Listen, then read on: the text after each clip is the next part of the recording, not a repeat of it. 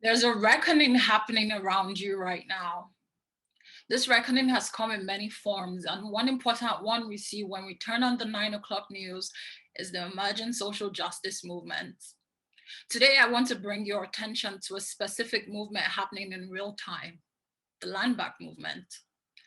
It is on the basis of this movement that I propose a theoretical framework for sustainable self-determination, the Indigenous Reclamation Framework. Now, before I get into what this framework consists of, I would like to unpack what this land back movement is. To do this, we have to return to our history. And no, not the history colored with the capitalist agenda, but our oral histories sung to us in songs and read to us before bedtime. The history that says, before European arrival, there were established nations on these lands. A history that tells us that Indigenous people have an inherent right to sovereignty on the basis of this prior occupation, the right to be a self-determining collective. Since colonization, however, the only models of Indigenous self-determination that are permissible are those that do not challenge the paramountcy of the state. Indigenous self-determination is tied to lands, and states' declaration that all land is crown land is a severe infraction on this right, and thus the land back movement was born. In the absence of sustainable self-determination, outcomes for Indigenous communities have remained poor. I'm talking health outcomes, I'm talking educational outcomes, and so on.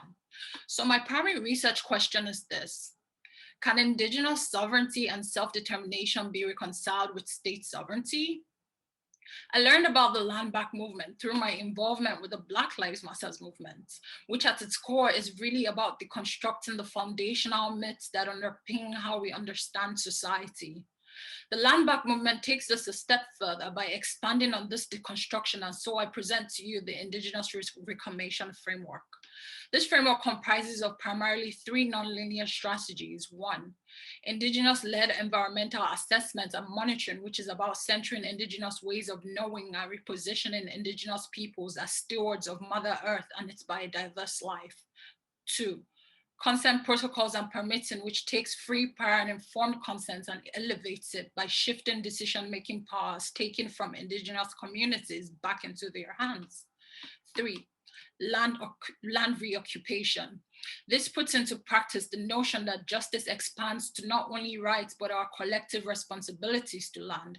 It is the idea of te watatowi, a Mohawk term, meaning we help ourselves. My thesis explores how land back is more than a slogan, but a political tool to actively redress inequitable systems. Thank you.